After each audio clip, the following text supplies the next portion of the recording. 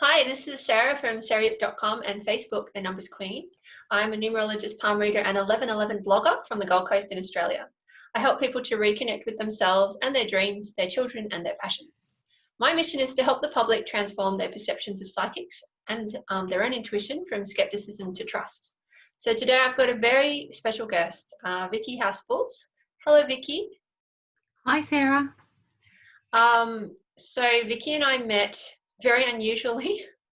When I first started my business, I was approached by a coupon company to do cheap readings, and they were super dodgy, and they said things like, you can just sit there for 20 minutes and give them a rock to hold. And I called Vicki because I wanted to get some second opinions. She was one of the only people who picked up the call. I still remember when I asked for that advice, and we talked for about an hour. Yeah. Very free with your information. It was just like a kinship from the beginning. So it was many, many years ago. So that's the main way we met. And I've now had readings with Vicki and studied with you, and you've taught Chris. You read for our children. We've sent lots of people over. So a lot of love. So Vicki, how do you like to introduce yourself in your work?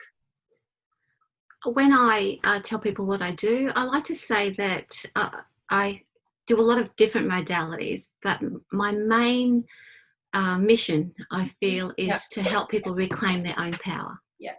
And using those different modalities and finding different ways of connecting them with their power. It could be a reading, it could be through a lesson, or it could be through a healing. It doesn't, everyone operates differently. Okay. And I like to make an assessment. Sorry about that. Let's start again. Chris needed to feed me because he is such an awesome husband. And I was laughing a little bit because I was so nervous about this call. It's not surprising. I'm manifesting interruptions. And a lot of what you've taught me is just to keep going, not to give up. So I think we'll keep that little wake-up call, if that's okay. But sorry, you were introducing yourself. Oh, yes, I was just saying that to help people reclaim their power and recognise when they're giving it away. Yeah. And it's just through those different modalities that I do. But mostly it's really just connecting with people at a heart level. And all the little things that I do allow me to do that. So it's good. You have a very beautiful life, I have to say. So I have some questions for you. What kinds of people do you most love working with? Because you've worked with so many people now over quite a long career. I love working with people who mainly, like when they turn up, they are maybe not so much, and maybe not even the first or second sessions of having a healing with them, or even a reading, watching them progress and then actually reach that point where and it's usually after 4 or 5 sessions with me, definitely at 8, where they just, you can just see things shift. And usually after the 8th session, I don't see them for a while. And I think that's great. I don't hear from them. They just come in for a bit of a top up. But it's those people that really are interested in themselves, not so much for me to fix them up. Yeah. Oh, I love that. And I love that also behind you, because of the mirror. It's like there's this 8 that has your back. Oh, yeah. Yes, too. You're like you're in the now, you're not in the past or the future. It's very powerful, the image you've created. So that makes sense. People who are willing to do a little bit of that long-term digging. So who do you find harder to work with? There's always some people who are not as fun.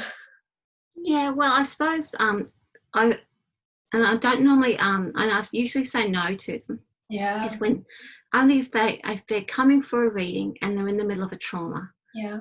Because I understand the anxiety that goes with that and so forth. But if they are insisting on having a reading with me, you just cannot get accurate information in the middle of a trauma. I usually recommend a Reiki session in that respect, in that instance. But generally, when somebody's in that space, and they'll say no. So they're the hardest ones to work with. Yeah. When you say they'll say no, do you mean your guides ask you to say no? Or? Oh no, the people who ask me for a reading, I'll suggest a Reiki session instead, and the client will say no. Sometimes that's very interesting. Probably the other hardest person to work with sometimes other psychics. Yeah, I would Because really agree with you, because there's no barrier to entry, is there? that's right. And I've had other psychics just, I get too close and like shut me down. You can just see like this black wall goes down and I cannot get any more information. Of And all, that's, of which all is the people who fine. like to throw curses out, it's occasionally, yeah, those other readers. It's Yeah. yeah, so interesting. It's Yeah. not an industry that has a huge amount of transparency, and people are sometimes afraid to give psychics feedback, which is a shame, because they don't always Yeah. get rid of their bad habits if they do pick them up along the way, which is quite easy when a lot of it's self-taught. Yeah. Well, it's true. It's very much an isolated community. Like it's very insular. That's why I like to think that we try and maintain friendships and support each other because we really need each other. Yeah, I have to say, like, that was really the way I met you, wasn't it? Because I called it, because being a newbie, being a scientist who wanted to get into it, I just assumed you could talk to other people, because in science we would do that. We just sit down and be like, so what'd you do there? But when I went into the psychic industry, I literally thought I could just call up other psychics.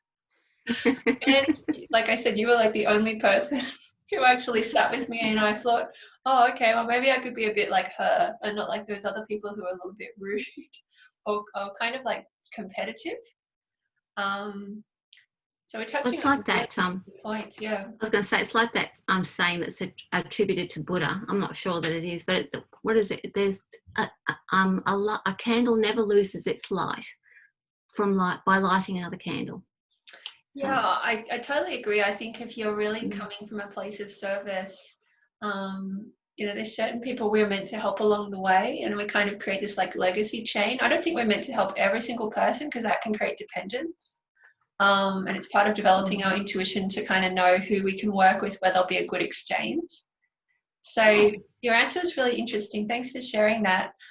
We know from your date of birth, which we've kept private, that you are a number 24/6 life path. So this is about healing the third eye, also known as the sixth sense, ESP, extrasensory perception.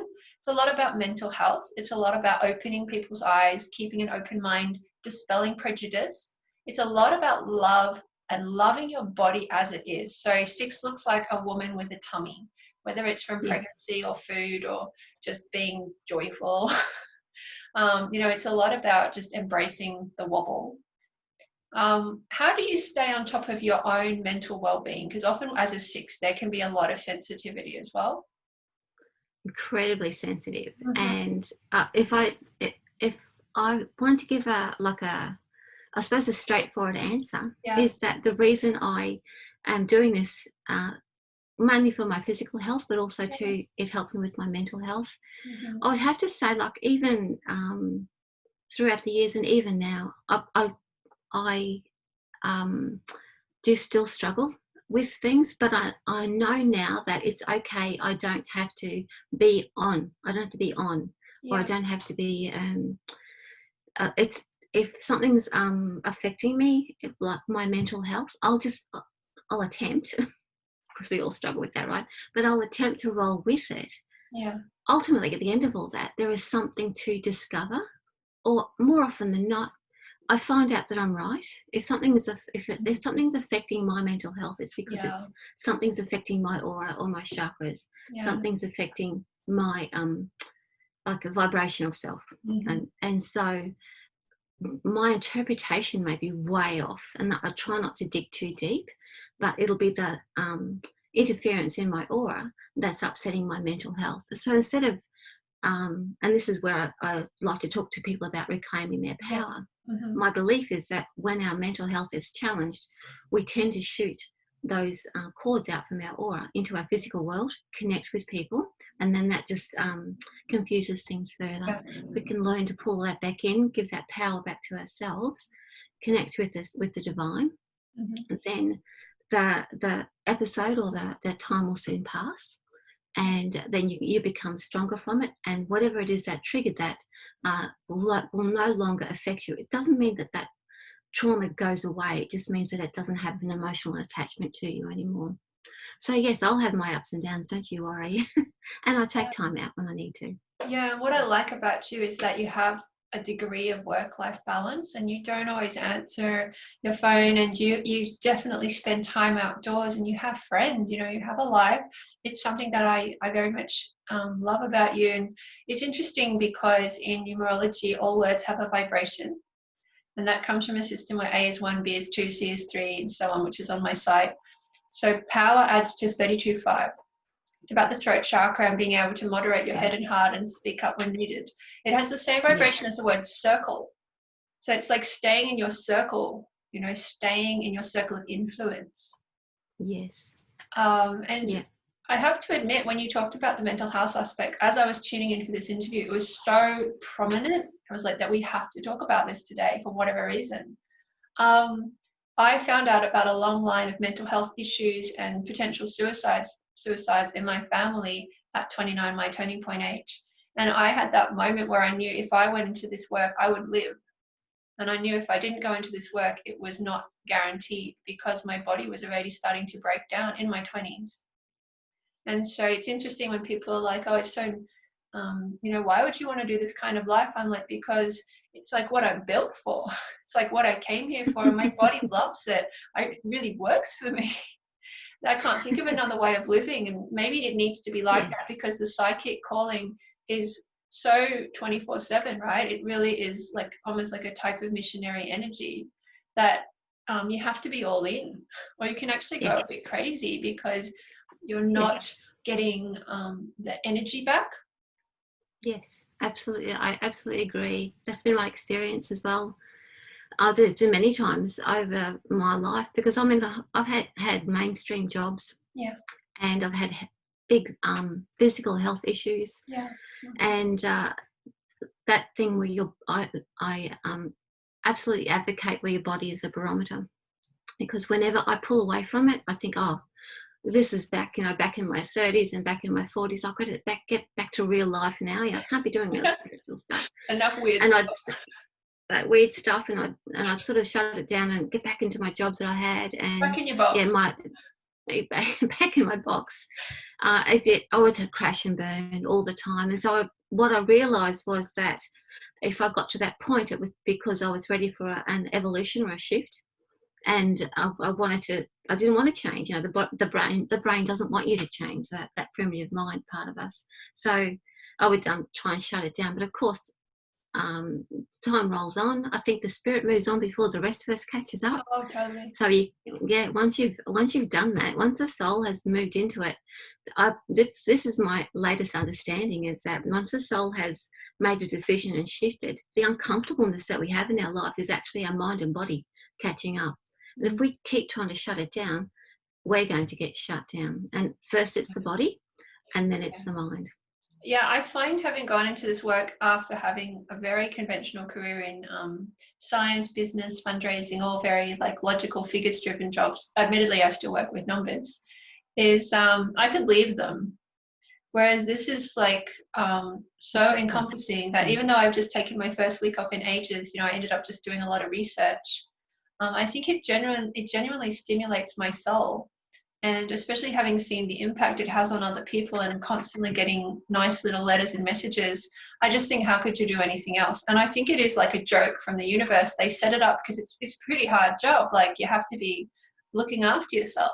But at the same time, the rewards are so intensive. It's almost like sometimes when I talk about being a mother, and I just can't convey the feeling you get when you wake up and you see your child's little toe or something. That's true. You can't, and it's very difficult to convey that type of feeling. It's difficult to explain a feeling. You can only really emit the feeling. Exactly. You know, you just sort of be the feeling, and some people are like, wow, I like that. Give me some of what she's got. Yeah, and it's funny that you should say that, Sarah, because I think that this is just my observation of my life. Okay, I might do all these things that I do, but all they do is they keep me in the energy of that divine cycle, that divine spirit energy, and my connection to that purpose, or whatever you want to call it, that's the thing that feeds me. So if I can be the best me, then that generates energy outside of me. I believe that it cycles. Like a forest, yeah. Mm-hmm. And so therefore The toroidal field from the heart, that's a really big thing going around the internet and stuff. yes, Toroidal. yes. And so it sits in my aura. And whoever I encounter, whether it's a thought halfway across the world or international clients or someone else that I'm thinking about halfway across the world, it doesn't matter. That continual cycle of energy between me and the spirit world is shared all the time. So when we talk about that, it's something that is very special within us, it's only because, as you say, if I don't maintain that connection, I crash and burn. This, at the moment, doing readings and things like that, I was going to pull up a deck of cards, but that is at the moment, the only way that I can keep that connection going. So that feeds me. If I could easily shut it, like you said, I could easily shut it down. I can go off camping. I can do all the traveling and do all those sorts of fun things, which is great. That enhances my life. But if I'm not doing this and maintaining this little bit of work that I do, which connects me to that spirit world, then I lose that flow until I've found something else that will actually make that connection. And I'm seeing that beautiful nature behind you. It could be being out in nature. Connections. It could be that's the only thing at the moment that does it. It could be something that's coming. I'm really understanding what you're saying. So I know from being your friend that you've worked at Centrelink, which in Australia is the employment agency, which has quite a big reputation, because people go there in a state of extreme distress, often with mental illness, and then they often have arguments or there's threats against the staff. I mean, what a job. So you worked at Centrelink. I mean, how did that impact your spiritual career? Did it inspire you to do this more? What was the kind of relationship there? It probably actually helped me. It helped me immeasurably, actually, to be honest. It didn't. A lot of people say, "Oh, how could you do that and be in that energy all day?" It's not so much the people who are coming in or who are seeking help. You always see them on their worst day, so it's not as if you're getting that gentle kindness that's coming in all the time. So what it did teach me is what my boundaries are and what I can actually do and what I can't do, and to be okay with that. Because sometimes there are, as I said, you see people at their worst, and there's nothing that I could do, physically do, or if other than lend an ear. And so, but there were places that I could refer them to. So I had to be okay with that. If I didn't, then I would be crushed on the ground. So when you talk about sympathy and empathy, compassion, it develops my compassion itself. Oh, wow. Because oftentimes when somebody is having that sort of bad space, the most compassionate thing that you can do is nothing, because they need to be there in order to work their way and work their own way out of it. I don't have all the answers. Same as being a psychic and a healer. I don't have everyone's answers, but I help them find their way. I can boost them. And, it's 222, which is so beautiful, because 222 adds to 6. And 222 is about that healing at the emotional level. It looks like a person kneeling down in devotion and prayer, and just it's the intention. It's really much about having a gentle intention, and it's particularly a lot about often women treating each other with respect. Because so often what's happened is, as I've been experiencing recently, is we turn on each other. It's competitive and it's bitchy, and then basically the dark forces of one, I don't know if I like calling them dark forces, but the opposing forces of one. So very interesting. And I think you said you taught meditation at Centrelink. I did. I introduced lots of different things. This was only in the office that I worked in. I offered it in lunch breaks and things like that. I offered it after work. I oftentimes, because people knew what I did and what I was interested in and what I practiced, they would seek me out in their downtime just for some help.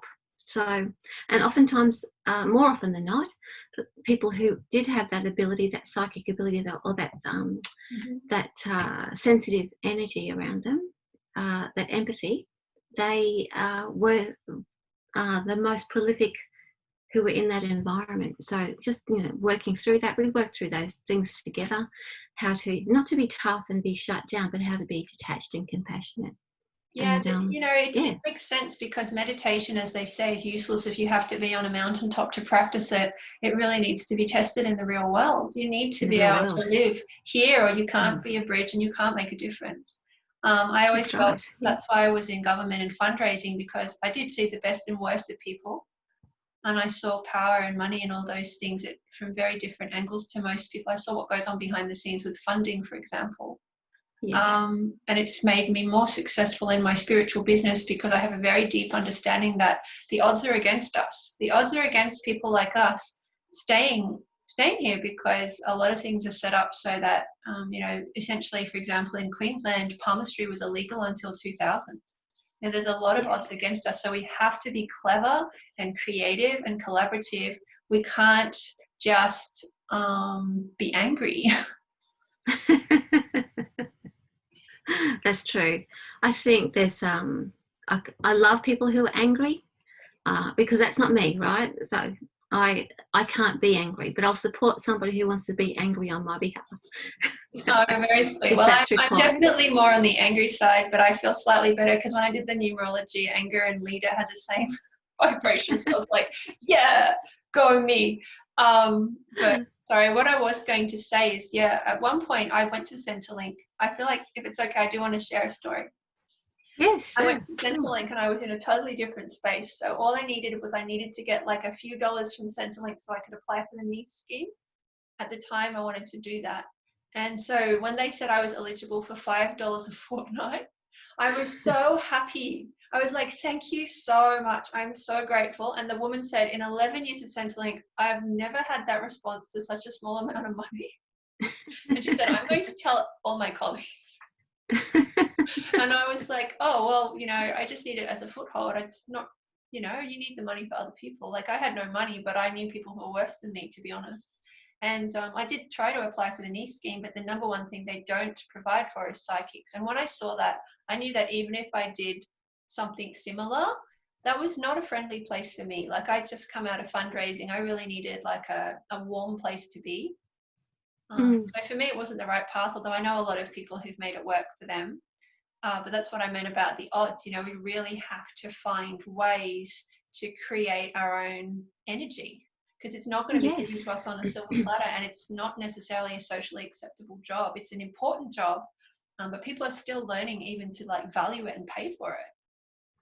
Yes, yeah. I think what I teach, and when people ask me advice about it, and even for myself, I had to say the same thing. I understand now that, as I said, because I am walking my talk, I generate the energy. Don't matter who I speak to, no matter who Spirit sends to me to interact with, whether it's for my benefit, their benefit, or a mutual benefit, that's always for free. It doesn't matter, because I've had it thrown at me. It's a gift. You should be giving it away for nothing. All those sorts of things. That's the mindset, right? However, what I do charge is the time that I've invested in to get where I am today, but also I look at the whether it's an exchange or whether it's money that is provided. I look at it as an energy contract. So that leaves the balance of power with like as in we each have our own power back. If I did it for nothing, the balance of power would remain with me. It would be really unclean. Basically, they'd have to give you a testimonial or refer people or put you on a pedestal in order to give the energy back, which for me is very strings attached. And it's not responsible, actually, because you're teaching people, you're just teaching people some strange behaviors. It's very much about kind of like passive aggressive at times. The money thing's really big. I'll be talking about that a lot more in the coming days. So thank you for bringing that up. For me, I've always liked to look at wordplay.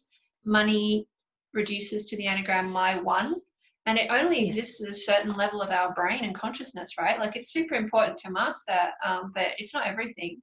And, some people don't look at the world as something that can be carved up, and we need to honor those people too, right?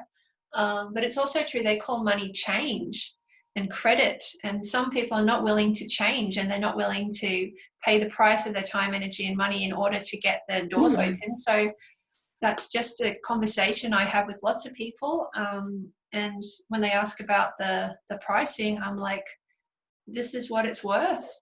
You know, I mean, it's like putting $20 of fuel in your car when you need $30 to get there. And what are you expecting? Someone to push your car just like if you break down?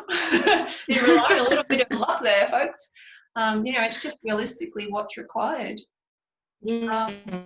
So Vicki, oh, sorry. Yeah, and you talk about the way the system is set up. Yeah, no, you're right. I was going to say the way that the system, you talk about the way the system is set up, the way that the, and it has always been set up, and it's getting tighter and tighter, like officially, it really doesn't suit what it is that we do, and balancing out that, working within those guidelines and living in the energy really is a balancing act, hence the 8, right? Totally. Just give me 1 second. I need to blow my nose. Sure. I was going to say, so we know you're a 24/6. So do you remember what happened to you around age 24? Was there any change around then? Because that's pretty common with numerology. Yeah. At 24, just a bit of a background. When I turned 19, I developed arthritis, psoriatic arthritis, which is quite debilitating. And so from the ages of 19 to 24, I was really crippled up, and I had a young family, and I had a new mortgage, and I had just got married, and I just built a house and had all of those things. Yeah. 4 months into that, this was diagnosed. And so I struggled along. I had a job. I was still working. I was still working full time. I tried to maintain all of that. And then it got to the point where my body just really just said, enough's enough. And I had like I suppose it just all came crashing in. Yeah. And at 24, it all came crashing in. So I went and said to the doctor, okay, because the drugs that they prescribe are quite harsh. And at that age, you know, I'm going to have it for the rest of my life. I don't really want to go in those really, really heavy drugs. But I thought, you know what, I'm not coping at the moment. Let's try it out. And what they gave me to start off with, the mainstream medication, it actually sent it into remission. Now, back in my 20s, when all this was happening, I didn't believe in it. This was all hippie crap, right? So it wasn't something that was on my radar. Can I just confirm? So, I'm trying to follow you, Vicki. So you had what kind of arthritis? Psoriatic. So it's from psoriasis. Yeah, it's immunocompromised. So you had that from 19 to 24. And are you saying that you changed the type of medicine you took at that age? Well, at 24, I had a really bad episode. So, I mean, it was really bad. Yeah. I had 2 babies to look after. Yeah. And, you know, job and house and husband and all those sorts of things. So, and I really wasn't coping, and my body just kept going down until the point where I just said, I need help. As I said, I kept putting the medication off because I knew it was bad. Oh, so you went on the medication at 24 is what you're saying? At 24, yeah. Oh, so at 24, I took the... happy with it before then? I was in my 20s. Just sheer will. Wow, wow, that's just unbelievable.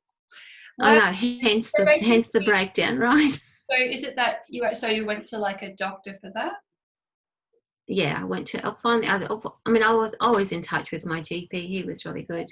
But I took the medication. I had 5 years remission. So at 24, it went into remission. But what happened was, talking about mental health, I started having panic attacks. Wow. And they stayed with me for about 2 years. Wow. And so I really had to, that was probably a really big turning point, because I had to start looking inward. Up until that point, I was pushing, my body was telling me, you are not doing what you are supposed to be doing. You are not aligning yourself with your true self. You are trying to be something that you're not. I was trying to be that perfect mother, that perfect housewife, that perfect, I had a mortgage, I had the kids, I had the husband, I had everything. At 24, crashed and burned. Wow. So. I feel so much goosebumps. I'm so glad you shared that. I hope that people who watch this will understand like how amazing it is for you to be sharing that. I don't think you've even told me the level of that. Oh my God, wow. Yeah. Look, all I can and it's like the arthritis has never gone away. It came back. after 5 years, but I had 5 years off it. That was good. Oh, that's so beautiful. It's interesting. We talked about that number 6 life path opening people's minds, even opening your own mind at certain times Yes. to, the person Yeah. rather than the therapy or the modality that they're practicing. And I wanted to mention, so I've obviously worked with quite a few people now with the numerology, like thousands of people. And I certainly noticed the number 6 children and teens and stuff, they seem a little bit ahead of the game, kind of like the canaries in the gold mine or gas mine. Yeah. And I just find sometimes they are like bringing things to me and I'm like, oh, really? And then it happens, or, so it's almost like I feel like they detect things. And actually part of their life journey is to believe that what they're experiencing is the truth, because the truth has a 24 vibration like your life path. So sort of developing that truth detector. Yes. And that's one of the things that I probably, I'm not struggle with, I suppose, but more so if I have to at least, and I say this I preach this a lot, so I get up on my soapbox, but if you can at least be honest with yourself, right? That's where you start. You don't have to shout it out to the world. If you can be truthful to yourself, then a lot of the things that ground us down, that affect our mental health, will actually be alleviated, because when we get anxious and when we're going down to ourselves and we're going into that space where we're struggling, it's because we are pushing something down we are pushing some truth down that we are trying to maintain a lie about. And when you look at the tower in the tarot, that's when everything comes crashing down, because that's when the truth is exposed outside of your hands. And oftentimes when because I'm so strong-willed, I think that that's the blessing and the curse. I need to have that strong will in order to get out of bed every day with the arthritis that I have. But the strong will also make me stubborn. And so balance. Well, it's interesting you bring up the tower, because the tower card in the tarot is the number 16 card. 16 is a karmic number. In fact, I was just talking about it a few minutes ago to a client. Yeah. And 1 is about the free will, the use of free will. And then 6 is the third eye. So it's talking about sometimes like an over or under usage of that thinking for yourself energy that can lead to shocks, because 7 is it's like a cliff, you sort of like you just sort of leap with faith, and often it can be learning by doing, which can be a bit dramatic. So that tower card is really appropriate, because even if we look at numerology, where the number 6 sits in the chart, 6 sits at the top of the chart in the middle. There. They really can live here in the head. And they're learning to sort of look at what's coming and just like, oh, I mean, maybe I need to sort of move on, or wise, and because they can be quite idealistic as well, because there can be this there is a lot of spiritual protection with that number that goes with the psychic ability. So it's about having that balance. Oh, so much. 6 is the other turning point. You would only have been a little girl, but do you remember? I remember. House or sisters, brothers, people around you? No, at around about that time, it was just actually as I was turning 7. So all of 6, I guess. Was it 6? When I was turning 6 was probably the last time that I felt true power in myself. Oh, okay.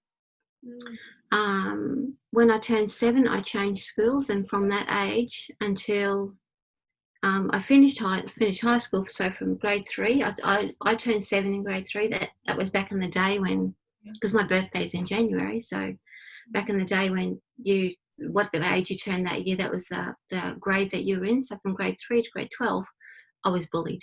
Oh, okay. And so when I often think back to those times before I turned 7 and changed schools, I was the most powerful, probably obnoxious kid you've ever met, right? I ran rings around everybody, and I didn't care. I think that part of you is still extremely active. Yes.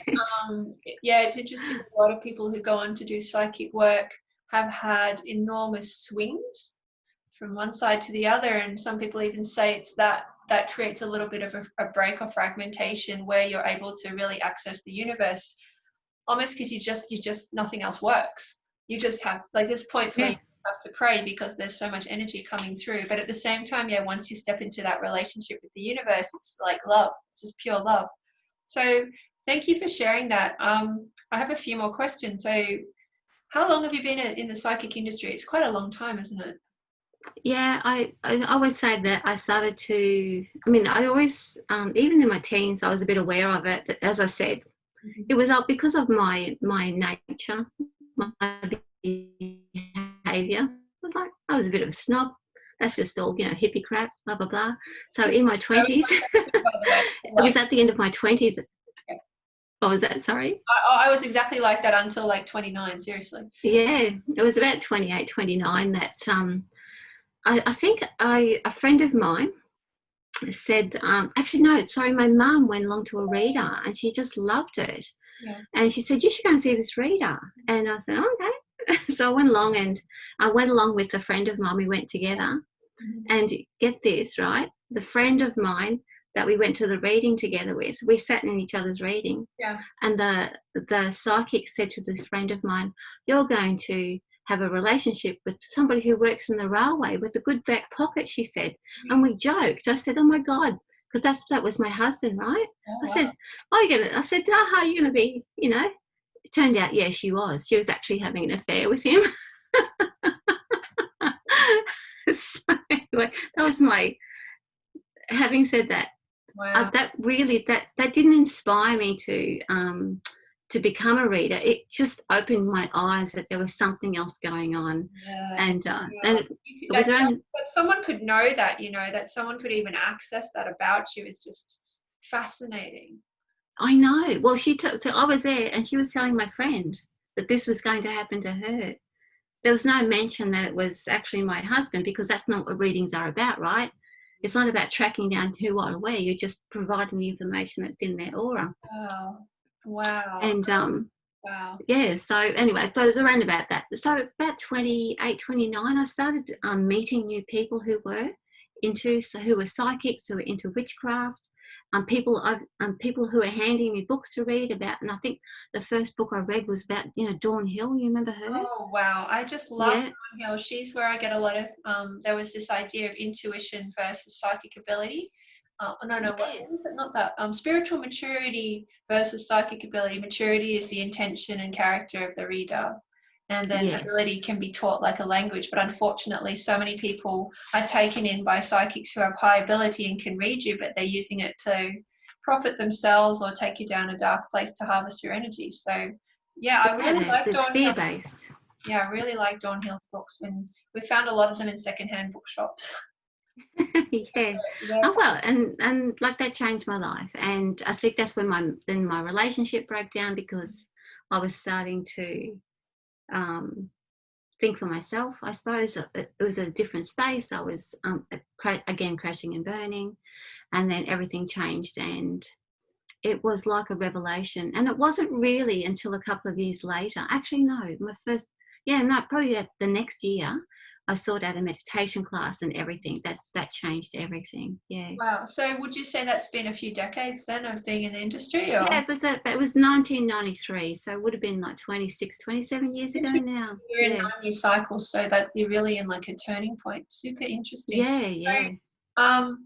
I actually didn't know a lot of this about you, which is quite funny. But there you go, the power of an interview. Yeah, it's interesting because the way I got into palm reading is somebody read my hand for about 30 seconds in uni. And he said some stuff about me that no one could have known, and it Yeah. wasn't positive. And the person next to me laughed at me, and I was so hurt. I remember thinking, firstly, I couldn't believe that was possible, and secondly, I felt frustrated and angry. And I went and got a book from the library to see whether it was cold reading or it was a real thing. And that's happened to me many times, actually, that I've had a challenging experience and then gone on to integrate it into my life. So you could say I Yeah. learned through reverse psychology. But it also Yeah. shows you the power of readings, that in 1 or 2 minutes you could influence someone's entire future. And that's the thing One I word. carry with me into readings, is that a lot of them, as you know, I record my readings now, and that you just never know. It could be the 100th conversation you have, but somebody doesn't, I don't know, jump off a bridge, or somebody has a child that's going to make a lot of difference. Yeah, and sometimes you don't know it, and it, like as I said, because we walk this every day. This is our life, right? Yeah. It could be the person that you talk to in the checkout line.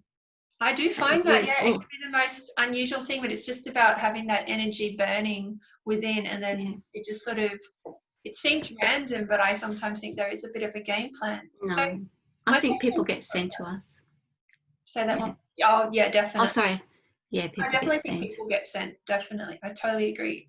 So how can people find a good psychic reader who will, you know, emphasize free will and choices and Hmm. education, and not get a crazy one? Because one of my most read articles is about all the crazy psychic advice I've had.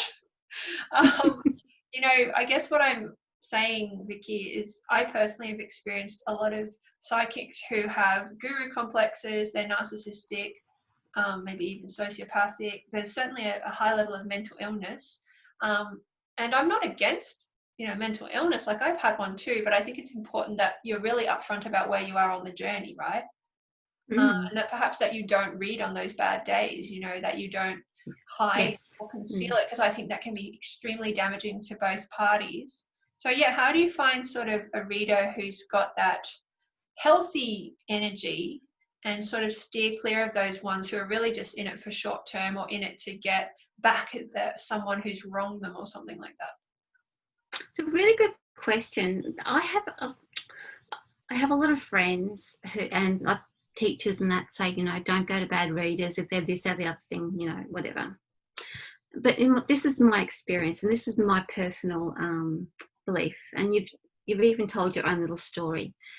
It doesn't matter whether you go to a good or a bad reader, because I think that is actually objective. Oh, as in, oh, sorry, subjective. I beg your pardon. Interesting. Because the thing is that we are spiritual beings. We are led by our soul. Mm-hmm. If my soul, and don't get me wrong, I've been to some shockers, and I've been to some world famous readers, and Oh, I've had shocking readings, right? no. Yeah. Oh, not you, no. No. I've definitely had some of them. I've been to some of the most. Yeah, and Yeah, you always learn something, don't you? exactly. And I often think that even this is how I look at it.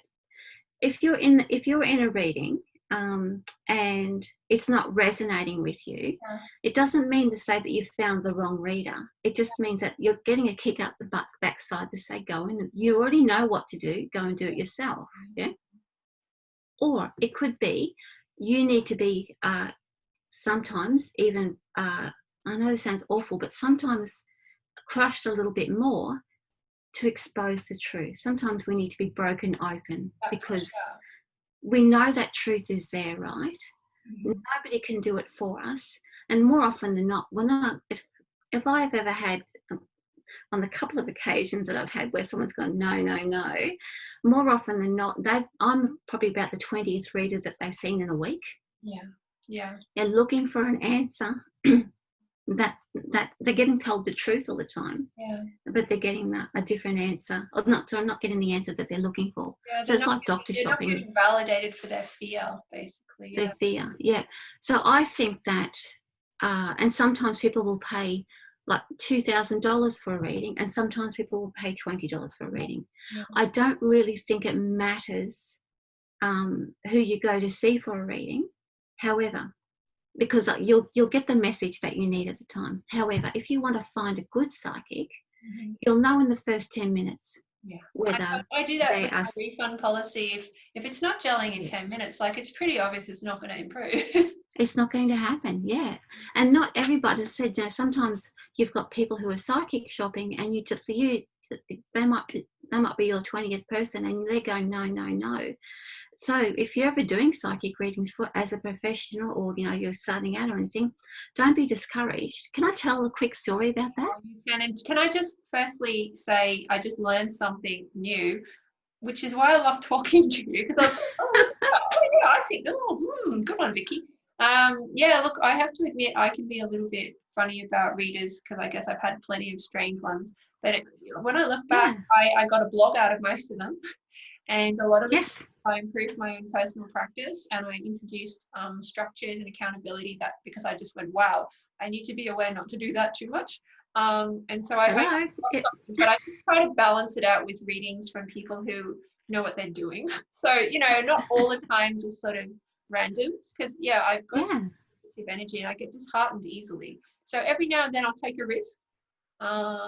And I'll like go see someone I don't know too well, or it's like a hunch. And even sometimes I find there's a bit of like leveling up there. But most of the time I try to surround myself with people I've known for a long time, people who are willing to say no to me. Like, you're one of them.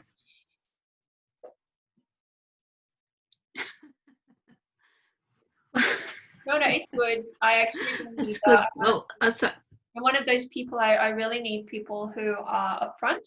Otherwise, I just keep barreling forwards without a backwards line. same. Yeah. So what was the story you wanted to share? Oh, sorry, just quickly. The very first time I put myself out to a music festival, a friend of mine said, right, as we had a stall at a music festival, come on, we'll do some readings. And this is like the first time I really put myself out on the street. Yep. It was it was like 2001, I think it was. So I'd only been doing it at home, work colleagues, friends, things like that. So this was like a really big deal. And I was running a meditation circle at my home at the time. And so anyway, we did this, and my second client was, no, that's ridiculous, no. And anyway, I sat for a moment, just seconds, and I thought, bugger this is the reading. I thought, this person's come for a reading in my head. I'm going to tell her exactly what's on the cards. I'm going to not let her interrupt me anymore, and then off she can go. I made a decision, right? It was like, right, this is what the information is here. That's your 6-year-old coming forward. Exactly. So anyway, she's going, no. Anyway, so it was only like a 10-minute reading. So off she went. And I gave her my cards. I've got to run meditation class if you want to come, blah, blah, blah. Anyway, 6 months later, she turned up on my doorstep and said, everything you told me was correct. So if anyone's out there ever doubting themselves, check in with yourself, always with the information. If someone's telling you no and your whole being is saying, yes, this is correct information, off you go. But when you're giving a reading, and that's the thing, sometimes they might be saying no, but I always check in and just check the information I'm giving. I also, when I'm going for a reading, if it helps if it validates, even if I don't know exactly the information that's being provided to me, if it feels okay, my whole body will just relax into it. I'll go, I totally agree. oh yeah. Intuition comes from relaxation. Yes, Relaxation comes from something that's from the heart. You just know within a few seconds, I reckon, with a lot of people where they're really coming from. And I have to say, a lot of our stories are so similar, because when I first got into Mind, Body, Spirit, so I didn't realize they had such a long waiting list to get in. I literally just called. You can tell I was a real freshie, can't you? I just called and said, hey, I'd like to work at your festival. And it happens that they did need a palm reader, so I managed to get in after doing a reading and stuff. So my second client had no lines on her hand. Oh, wow. And I was the palm reader. I hadn't done any numerology, tarot, nothing. And she's sitting there and I'm like, no way, this is not happening to me. And then I need their age to like do the reading so I can dot it. And she gave me this age and my whole brain just went, she's lying. She's lying. And I went, I'm going to get fired. And so what did I do? I did what I learned in fundraising. You need to tell the truth, because your reputation is more important than a couple of bucks. So I went up and I said to the organizer, I was crying. I was like, I can't do this reading. She has no lines. And he's like, whoa, okay. And I said, you need to refund her. I'm not worried about the money. Just give her like to a tarot reader or something. And so he did. And he said, don't worry. And he said, go for a walk, calm down. And, here I am 3,000 or 4,000 readings later. So I think, the universe tests us at the very beginning, doesn't it? Yes. I mean, it throws that stuff at us. And I mean, how could I do a reading? I would have had to bluff, and I'm not a bluffer. And you're the same, you could have just people pleased, but you wouldn't still be after that many decades if from the beginning you had compromised yourself. So it's just that test at the beginning. Yeah. Just like in any Hollywood movie when there's some like random love interest who tries to distract the hero or heroine. And I so agree with you. If you have to be honest, right? And I've had where people have sat down in front of me, nothing. I'm getting nothing. And or after a couple of minutes is like, and they're going, and I can tell that they're getting agitated and sometimes aggressive, and I'll say, look, I'm going to stop this reading. I'm going to refund you your money. Yeah. And off you go. And they get really cranky. Oh yeah. I said, well, Well, often I find got that nothing. people where they're draining your energy and they're trying to actually take energy or power, and when you say no, they're like, hey, you're not playing my game. I know. Like, for Yeah. example, say they want to really be a victim and you're not buying into it, and they're like, excuse me, I'm paying you to make me feel more like a victim here. Exactly. And What are so you can doing? you see how that's a perfect reading? You are handing that person back their responsibility, right? Even though it was a nothing reading, Yeah. they have to, Spirit would have sent them to me to be cranky. Yeah. That's my job done, right? I find, I get a lot from those experiences, and I often attract them more when I am feeling a little bit insecure. Or same with Facebook trolls. So I will often take a little break after that, reset my energy, and then they sort of seem to disappear. So I was going to ask Chris, got a couple more questions. How do you keep your energy clear? Obviously, you do reading after reading at times. How do you personally keep your energy clear? Like I do a little meditation and I write down on a template what I've learned, what I would change, whether I like that client to come back. Like I'm very specific. But what's your process for kind of resetting after each person? I have, the funny thing is, I have, like, I used to do little rituals all the time between everybody. Yeah. And now it's just like a given. Yeah. Once that's over, once that call is done, or that Zoom is done, or that person walks out the door, it's done. Yeah, yeah. And so, and I have to say that I gained that skill at Centrelink. Oh, you're funny. Because I mean, I You used to have to sit just get efficient when you do this kind of work, or you become a mum, or whatever high pressure situation. I used to do all like sprays and crystals and stuff. Well, no, actually, I lied. When I first started, I did nothing because I didn't know about all that, because I just taught myself. And then people are like, oh my God, you could be carrying all these spirits. I'm like, really? And then I actually have gone back to a level of that, because I just have an energy that's just like, F off. Don't touch me. Don't even. I've I done have the a same. tendency that it just doesn't stick. But I have to say, I went through a phase in the middle of my career where I was paranoid about picking up energy and using all these accessories. And I think I had to go through that, because I learned a lot about what was needed and what wasn't. I still use some sprays, some essences, a little bit here and there. But if ever I find myself relying on them, I actually put them outside the room. Because even my cards, if I rely on them too much, I'll like put them away and get myself back to basics of just listening to myself, using the hands, just to keep myself really sharp. Oftentimes, the thing is that when I first started learning, it was all very new agey stuff. Like you have to protect yourself. You have to wear certain keep yourself colors, clean. certain fragrances. It's ridiculous. You're gonna have energy stuck to you, all that sort of thing. Now, that I'm not saying that that's wrong. I'm just saying that it doesn't actually apply to me anymore. It applied to me back then, but as I learned and as I evolved, as my vibration shifted, whatever energies I'm working with, and I don't try and track them down either. I just trust whatever's going on. Then that no longer applied to me. However, sometimes I find I need to get my focus back, probably more than anything else, rather than clearing energy. And I have to say, can I just say, clearing energy, yes, do that by all means. And I have, where did I just put it? I've been programming this crystal. This is Lemurian seed at the moment. It's helping me clear. I'm actually going, same. I'm going back to old school stuff. I've dug out my stuff from the 90s, right? The old things, little prayers and rituals, and I'm just introducing them back in. So as I feel I need it, and again, it's not so much that anything's stuck with me. I'm human, right? I'm still human. I have triggers, and I